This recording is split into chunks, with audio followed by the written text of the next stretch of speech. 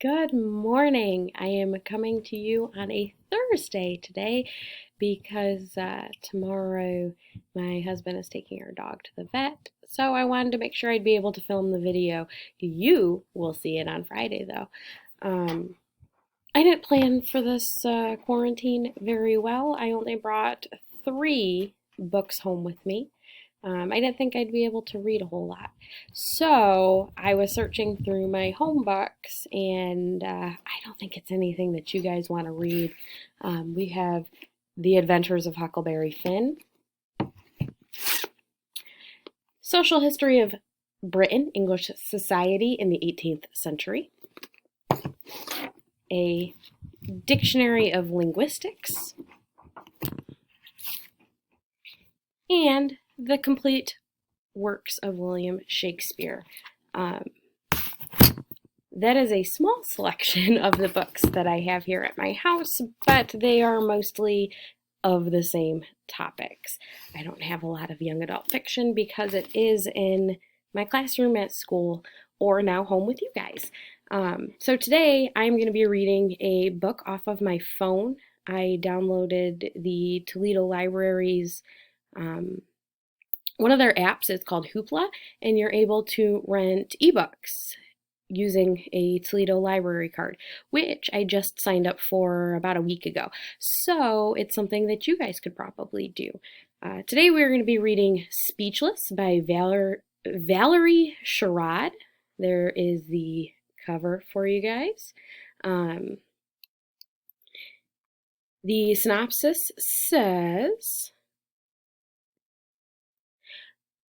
"No one pays much attention to you if you don't have much to say. So there was no way I could have predicted that would happen when I stopped talking altogether."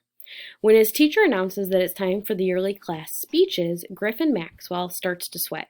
His past experience with the dreaded speech was humiliating, to say the least, and he just knows there's no way he can go through that again. So Griffin's best friend Brian comes up with a solution, one that's so simple it just has to work. But neither boy can begin to predict the bizarre chain of events that will be set in place when Griffin goes along with the idea, from squaring off with the school bully to reading a teacher's private letters. Griffin Maxwell will have to face things he never imagined, and all without saying a word.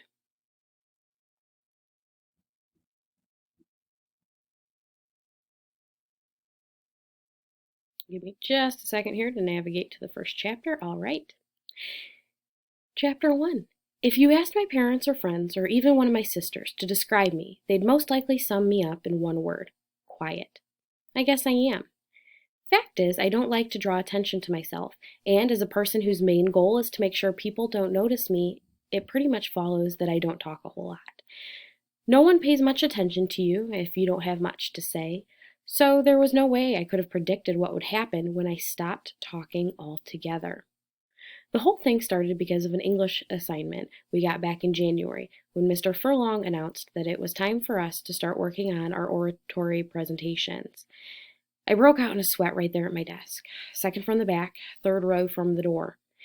It was a bit early to be panicking, so the cold chill that ran through me seemed like a bad sign. The first part of the assignment, which was writing the speech, wasn't due for a week, and we wouldn't start delivering them in front of the class for another week or so after that. Even so, I found my hands getting clammy and hot prickles creeping along my neck. You'd understand why if you'd been here to see what happened last year. It was our first time doing speeches, and when our English teacher, Miss Harlan, gave us the assignment, it didn't even seem like such a big deal. We only had to come up with a 2-minute talk, and it could be on anything we wanted. I wasn't thrilled, but I sure didn't picture it turning out the way it did. The first mistake I made was mentioning it at home when we were eating dinner that night. Actually, all I did was ask my sister Kelly, who's 1 grade ahead of me, if her class had done speeches the year before. "Don't you remember, you moron?" she said, rolling her eyes. I shouldn't have expected anything else. "In this family, we do not call each other names," Mom said, though obviously that wasn't true. Then she turned to me and said, "She did her speech on Callan Porter. You must have remembered her practicing it." "It probably didn't, stand out in his mind, since that's all she ever talks about," said my oldest sister, Nicole. She rolled her eyes and gave a huge sigh to show how tiresome this was to her. Nicole is in grade 11. Everything bores her.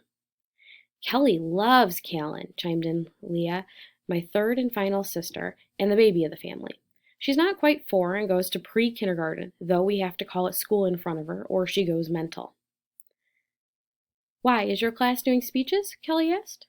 Yeah, I mumbled. I wished I hadn't brought it up. Griffin is going to give a speech, Mom said to Dad. Huh? Said Dad, who was sitting right there and had heard the whole thing. He will make such a fool of himself, Kelly predicted. Now, Kelly, that's no way to talk. Mom gave her a warning look. Griffin, you will do just fine, won't you, dear? What are you going to do your speech on? I shrugged and ate faster. You know, Mom said, I used to get really good marks in English when I was in school. Like I hadn't heard that before, maybe a couple of thousand times. I enjoy writing, and I'm really, quite good at it, she smiled, and turned to look modest. Why don't I help you with your speech? That's okay, I said. It's no trouble, really. In fact, I'd love to do it. She smiled at me. It will be nice for us to do something together, don't you think? There's no right answer to a question like that. I shrugged and said, I guess. Even Mom should have been able to see that my enthusiasm was at a record low. Wonderful, Mom said. Why don't we get started as soon as the dishes are done? Something you should know about my mom. When she gets an idea in her head, there's no shaking it, or her. After a couple of hours during which she made suggestions and forced me to listen to sample paragraphs on a bunch of different subjects, I did something even stupider than mentioning it in the first place. I gave in. Or, as my best friend Brian said when I told him about it later, I capitulated. In my defense, by the time I had hardly knew what I was doing, I just wanted the torture to end. But when the confusion lifted, from my brain, I discovered that the topic I had agreed to was not as I had thought, interplanetary travel. Instead, it was something about men being from Mars and women being from Venus. I still don't know what that meant until Mom brought out this book with a dorky-looking guy on the cover and started writing stuff down. She was on her 3rd paragraph when I realized the book was about relationships. Hey, I said, this isn't about space travel. Of course it isn't, dear, Mom said, barely glancing at me. Well, I don't want to talk about this stuff. You see, Mom said, like she'd just proven a point, that's exactly what we're talking about here. I protested and complained, and I swear I wasn't one bit swayed when she told me that the girls would think I was cool because of it. Okay, I might have been influenced a little bit when she mentioned April Saunders, who sat in front of me in class last year. I probably don't need to tell you that when speech day came and it was my turn to get up in front of the class, I found myself mumbling that the topic I had chosen to speak on was the difference between how men and women communicate. The snickering started almost immediately. By the time I'd made my miserable way through to the 3rd prompt card, everyone was laughing. That was when I dropped the cue cards. I bent over, scooped them from the floor, and kept reading. Somehow my brain failed to kick up the message that the cards were now in random order. When I finally realized I was repeating myself, I stopped in the middle of a sentence and flipped to the next one. When I heard myself rereading the opening line, I stopped, tried to reorganize them, and somehow managed to end up reading it a 3rd time. The class howled. Even Miss Harlan was struggling to keep from laughing. It went downhill after that. I pressed on, knowing that I'd have to repeat the whole experience if I didn't. I read unconnected things from out-of-order cards until the timekeeper mercifully signaled that my time was up. As I stumbled back toward my seat, it felt less like I was moving down the aisle and more like the entire room was rushing towards me. Thinking back on that whole fiasco, it's no wonder that the thought of another performance in front of the class was enough to send me into a spin. By the time the bell rang to dismiss us that day, my mind was made up. I had to find a way out of it. So that is chapter 1 of our book. Comment below if this is something you think you would read. I think that quite a few of us can relate to our protagonist here in the fact that we do not like to give speeches in front of class.